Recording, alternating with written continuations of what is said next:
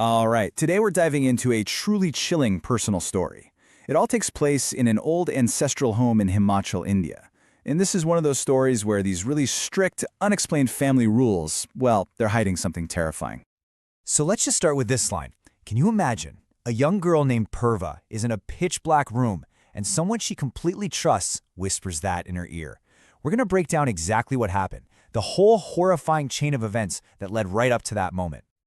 Okay, so let's set the stage. Our story kicks off with a 7th grader. Her name's Purva. She's visiting her mom's side of the family at her grandfather's huge ancestral home. They call it a Haveli, and this is the first time she can really remember being there. So right away, on the very first night, her uncle lays down this super strict and honestly kind of bizarre rule. It's about their grandfather's room who has passed away. He says, the men, yeah, they can go in whenever they want. But for all the women and girls in the family, entry is completely forbidden, varjit, as it says here. And the weirdest part? No one explains why. Well, the next day, Purva, being a kid, doesn't really take this rule all that seriously. She just sees that the room is dusty and thinks, hey, I can help. So she grabs a broom and, just cheerfully tells everyone she's going to go give it a quick sweep. And this is where things get serious. The second she takes just one step inside, her uncle rushes over and slaps her so hard that she actually flies backward out of the room. And here's the kicker. Instead of her parents jumping in to defend her, they scold her too, for breaking the rule. It's at that moment it becomes crystal clear. This is not just some quirky family rule. So yeah, that slap made it pretty clear the rule was absolute. But why? Well, the reason was about to become terrifyingly obvious. So let's look at the timeline here. We've had the warning on day 1. Now on day 2, after that violent slap, this whole thing goes from just being a weird family issue to something much more sinister. Because now, the house itself starts to speak. So get this, it's late that night, the family's just sitting around talking, and the uncle suddenly gets up and insists he has to go clean that forbidden room. And then, a voice comes out of that empty, dark room. A disembodied voice that sounds exactly like their dead grandfather, and it has a very, very specific message. Now, this wasn't just some creak or weird noise, right?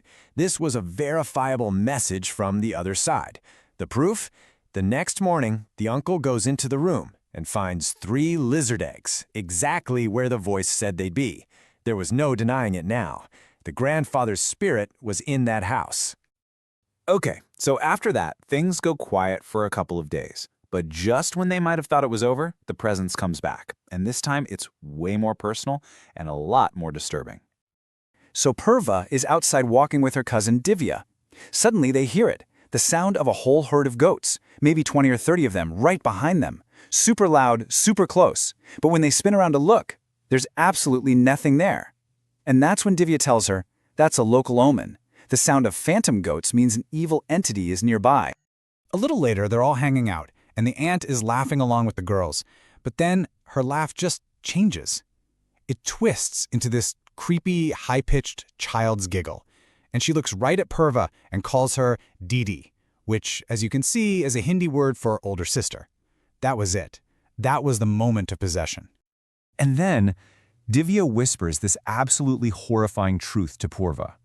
She says her aunt isn't her aunt right now. She's possessed by the spirit of her own dead daughter, Divya's older sister. So now, to make matters even worse, Purva's parents had already gone back home to Delhi, which meant she was stuck there, alone, for one last terrifying night. She manages to fall asleep, all alone in her room.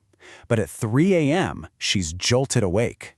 It's pitch black, and she feels and hears a faint whisper right next to her ear.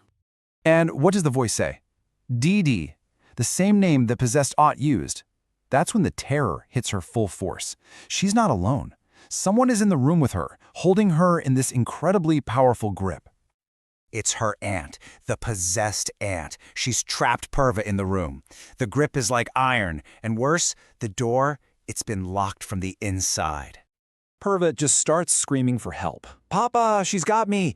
And you can just imagine the chaos. Her uncle and cousin are on the other side of the door pounding on it, trying to get in, while she's screaming inside. Just a terrifying scene in the dead of night. They do eventually get her out. She's rescued. But what happened that night just left this string of chilling, completely unanswered questions. And how they rescued her is maybe the weirdest part of the whole story. It reveals this bizarre, secret family ritual they have. The uncle doesn't break down the door. Instead, he starts yelling for Divya, the child, to run to the forbidden room and open the grandfather's door. And the second she does it, the entity in the ant just vanishes, instantly.